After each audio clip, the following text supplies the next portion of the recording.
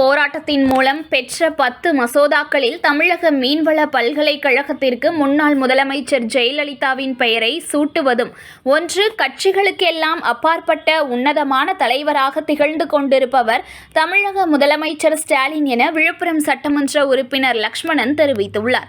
தமிழக முதலமைச்சர் ஸ்டாலின் அவர்களின் 72வது பிறந்த தின விழாவை முன்னிட்டு ஏழை எளிய மக்களுக்கு நலத்திட்ட உதவிகள் வழங்கும் விழா விழுப்புரம் மத்திய மாவட்டம் கண்டமங்கலம் மேற்கு ஒன்றியத்திற்கு உட்பட்ட வே.அகரம், எல்.ஆர்.பாளையம், சிறுவந்தாடு, மோட்சக்குளம் உள்ளிட்ட பல்வேறு இடங்களில் மத்திய மாவட்ட பொறுப்பாளர் டாக்டர் லக்ஷ்மணன் தலைமையில் நடைபெற்றது.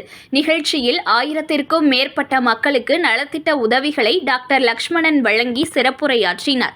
இந்நிகழ்ச்சிக்கு பின்னர் செய்தியாளர்களை சந்தித்த அவர், தமிழக ஆளுநர் ஆர்.என்.ரவி அவர்கள் கிடப்பில் போட்ட 10 மசோதா கலை சட்ட போராட்டம் நடத்தி சுப்ரீம் கோர்ட் மூலம் வரலாற்று சிறப்புமிக்க ஒரு தீர்ப்பை தமிழக முதலமைச்சர் பெற்று தந்துள்ளார்கள். அவர்களுக்கு இந்த நேரத்தில் எங்களது நன்றிகளை தெரிவித்துக் கொள்கிறோம். தமிழக முதலமைச்சரின் தளபதி அவர்களின் குரல் உரிமை குரல். இந்த குரலை யாராலும் நிராகரிக்க முடியாது. மாநிலங்களின் உரிமைகள் விஷயத்தில் சமரச பேச்சுக்கே இடமில்லை என்பதை உச்சநீதிமன்றத்தின் தீர்ப்பின் மூலமாக தமிழக முதலமைச்சர் அவர்கள் நிரூபித்து காண்பித்துள்ளார். 10 மசோதாக்களில் தமிழக மீன்வள பல்கலைக்கழகத்திற்கு முன்னாள் முதலமைச்சர் ஜெயலலிதாவின் பெயரை சூட்டுவதும் ஒன்று. கட்சிக்கெல்லாம் அப்பாற்பட்ட உன்னதமான தலைவராக திகழ்ந்து கொண்டிருப்பவர் தமிழக முதலமைச்சர் ஸ்டாலின் அவர்கள்.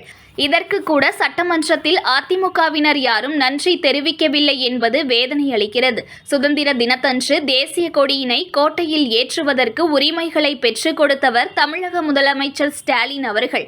சுப்ரீம் கோர்ட் வழங்கிய தீர்ப்பு ஆர்.என்.ரவிக்கு ஆளுநருக்கு எதிராக வழங்கிய தீர்ப்பாக நாம் பார்க்க முடியாது. மத்தியில் ஆளுகின்ற பாஜக அரசு மாநில அரசை ஆளுநர்கள் கட்டுப்பாட்டில் வைத்துள்ள நிகழ்விற்கு எதிரான ஒரு தீர்ப்பாக நாம் பார்க்கிறோம். இந்தியாவில் ஆளுநர் மறுப்பு தெரிவித்த 10 ஒப்பந்தங்களுக்கு சட்டப்பூர்வமாக பெற்று தந்த வரலாற்று சாதனையை படைத்துள்ளார் தமிழக முதலமைச்சர் ஸ்டாலின். தமிழ்நாடு போராடும், தமிழ்நாடு வெல்லும் என்பதை நிரூபித்து காட்டியுள்ளார் என டாக்டர் லக்ஷ்மணன் பேட்டியளித்துள்ளார். ரவி அவர்கள் கிடப்பில் போட்ட 10 மசோதாக்களை சட்ட போராட்டம் நடத்தி சுப்ரீம் கோர்ட் மூலம் ஒரு வரலாற்று சிறப்புமிக்க தீர்ப்பை பெற்று தந்திருக்கின்றார் மாண்புமிகு தமிழ்நாடு முதலமைச்சர் பெருமதிப்புக்கும் மரியாதைக்குரிய அண்ணன் தளபதியார் அவர்களுக்கு இந்த நேரத்தில் எங்களுடைய கொடான கொடி நன்றியை தெரிவித்துக் கொள்ள கடமைப்பட்டிருக்கின்றோம். மாண்புமிகு முதலமைச்சர் அண்ணன் தளபதியாருடைய குரல் என்பது ஒரு உரிமை குரல். அந்த குரலை யாராலும் நிராகரிக்க முடியாத தெளிவான வியூகங்களோடு கூடிய அந்த குரல் என்பதை உச்சநீதிமன்றத்தின் தீர்ப்பு மூலம் நிரூபிக்கப்பட்டிருக்கின்றது. மாநிலத்தின் உரிமைகள் விஷயத்தில் சமரசம் என்ற பேச்சுக்கே இடம் கிடையாது என்பதை நிரூபித்திருக்கின்றார் மாண்புமிகு தமிழ்நாடு முதலமைச்சர் அண்ணன் தளபதியார் அவர்கள். இன்று முதலமைச்சர்கள் எல்லாம் அவர்கள் சார்ந்த மாநிலத்தின் நன்மைகளுக்கு மட்டுமே உழைக்காமல் நாட்டின் ஜனநாயகத்தை காப்பாற்றிட வேண்டும் என்று ஒரு முதலமைச்சர்களுக்கெல்லாம் ஒரு புதிய இலக்கணத்தை வகுத்து தந்திருக்கின்ற தலைவர் மாண்புமிகு முதலமைச்சர் அண்ணன் தளபதியார் அவர்கள். மாண்புமிகு முதலமைச்சர் அண்ணன் தளபதியார் அவர்கள் இன்று மீட்கப்பட்டிருக்கின்ற அந்த 10 மசோதாக்களில் ஒன்று, தமிழக மீன்வள பல்கலைக்கழகத்துக்கு முன்னாள் முதலமைச்சர் அம்மையாருடைய பெயர் சூட்டுவதும் ஒன்று. கடந்த அதிமுக ஆட்சி காலகட்டத்தில் கொண்டு வந்த அந்த மசோதாவை பாதுகாத்ததன் மூலம் இன்று கட்சிகளுக்கெல்லாம் அப்பாற்பட்டு ஒரு உன்னதமான தலைவராக திகழ்ந்து கொண்டிருக்கின்றவர் மாண்புமிகு தமிழ்நாடு முதலமைச்சர் அண்ணன் தளபதியார் அவர். இதற்கு கூட சட்டமன்றத்தில் அதிமுக சார்ந்தவர்கள் யாரும் நன்றி தெரிவிக்கவில்லை என்பது ஒரு வேதனையான விஷயம்தான். இன்று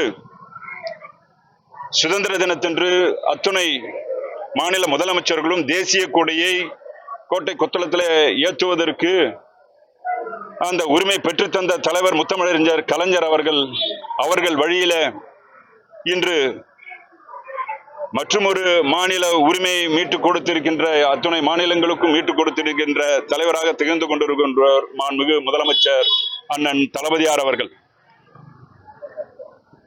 இந்த தீர்ப்பு, சுப்ரீம் கோர்ட் வழங்கிய தீர்ப்பு என்பது ஆளுநர் ரவிக்கு எதிராக வழங்கிய தீர்ப்பாக பார்க்க முடியாது.